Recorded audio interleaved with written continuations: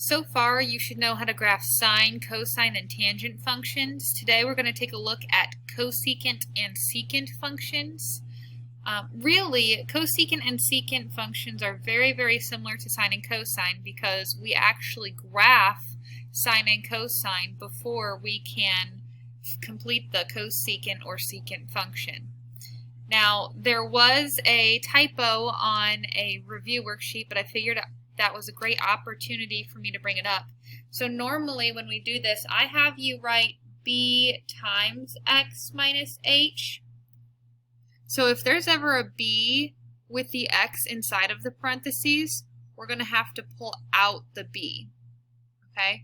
So if it would have been, let's say, 2x minus pi, in order to get it in this form, I'd have to pull out a 2. So I'd divide each of the terms by the 2, which would give me x minus pi over 2. That's something you're going to play around with in pre-calculus. So just know that I'm usually going to give it to you in this form, b times the parentheses. But whenever we have to pull out a value to get the b out front, that's why we call it a phase shift. But again, I don't want to focus too much on that right now. I wrote out the rules for you and what each value would give you. So A is the amplitude. For sine and cosine, it's 2 pi over absolute value of b for the period. H is the horizontal transformation, and K is the vertical. When you take a look at cosecant and secant, it says the absolute value of A is a max or min, which did happen for our amplitude before for sine and cosine. You can see the period for both of them are also 2 pi over absolute value of b. H is still the horizontal transformation, K is still the vertical, but now VA represents vertical asymptotes. So we're going to have vertical asymptotes whenever sine is equal to 0 for cosecant, because cosecant is the reciprocal of sine. And then we'll have vertical asymptotes when cosine is equal to 0 for secant, because secant is the reciprocal of cosine. Maybe just make a reminder to yourself about that. Cosecant is reciprocal of sine, and secant is reciprocal of cosine. And when sine and cosine equals 0, that would be our x-intercepts.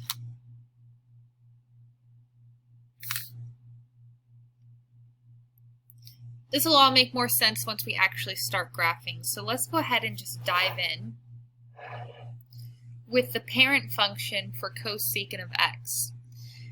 Cosecant, I know, is the reciprocal of sine. So the first thing that I need to do is graph sine. We're going to graph sine with all of the same a, b, h, and k values. So here, there's no h and k, but a is 1 and b is 1. So I'm going to graph y equals sine of x, where a was 1 and b was 1. A for sine represents the amplitude. B helps us find the period, which is 2 pi over absolute value of b, which is 1, or 2 pi is what it would end up being. Let's go ahead and draw. I want you to do 2 cycles. I'm going to do one on the right and one on the left. When graphing sine, remember we need our 4 tally marks. The 4th is our full period length. The first would be 1/4 of the period length. The second would be 1/2 of the period length. And the third would be 3/4 of the period length.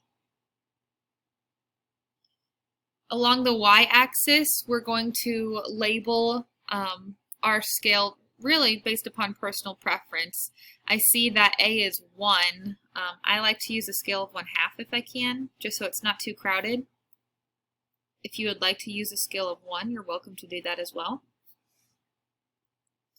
Sine has a pattern of origin, max, x-intercept, min, x-intercept. So that's one cycle right there. You could have done another cycle on the right-hand side. I'm just going to do it on the left. So remember, it needs to bounce back and forth between a max and a min because it's oscillating forever. So I've already had a max. Time to go down to a min, x-intercept, max, x-intercept.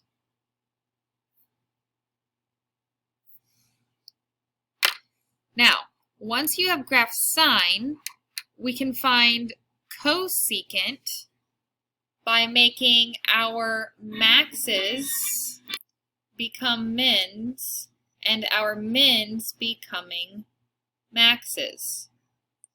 Also, we're going to draw vertical asymptotes at the x-intercepts. This is going to be where sine or cosine is equal to 0, like what we were talking about up here. So let me show you what this looks like. I'm going to start off doing the vertical asymptotes. So I can see that I have intercepts here, here, 0, pi, and 2 pi. And now I need to turn my maxes into mins. So here's a maximum. For cosecant, that means it's going to be a minimum. So the parabola will open up instead of down, creating that min value. And the minimum of the original sine curve will now become a maximum of a parabola that is opening down for cosecant. Again, max becomes min, min becomes a max. What I have graphed in green is what the parent function of cosecant looks like. Now let's do secant. Because secant is the reciprocal of cosine, the first thing I'm going to do is graph cosine with the same a, b, h, and k values.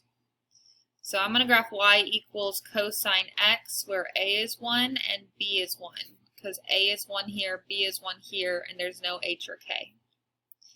That means that the period is 2 pi over the absolute value of 1, or that's just 2 pi. Knowing this, I'm going to label my scale appropriately. Don't forget the pattern is 1/4, 1/2, 3/4 full.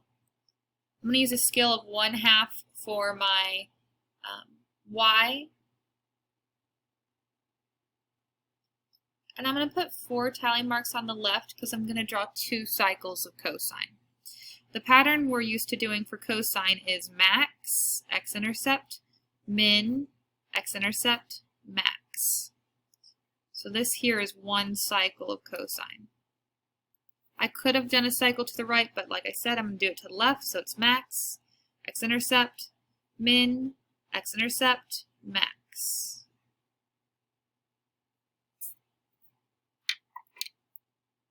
All right. My second step is going to be the exact same thing as what we did before. The maxes will become mins, the mins will become maxes, and all of the x-intercepts will become vertical asymptotes.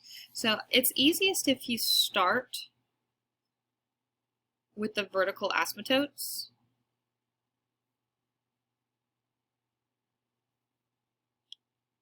Wherever you see an x-intercept.